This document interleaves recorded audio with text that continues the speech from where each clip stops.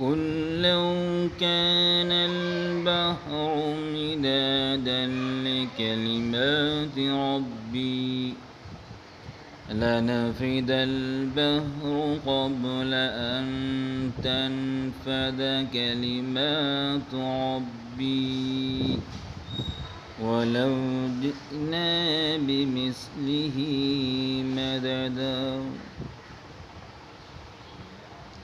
আল্লাহর কেউ যদি প্রশংসা করতে চায়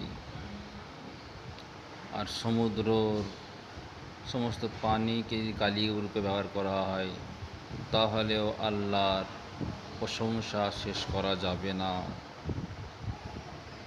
এটা কালামুল্লাহ শরীফে সূরা কাহাফের 109 নম্বর আয়াতে এটা আছে।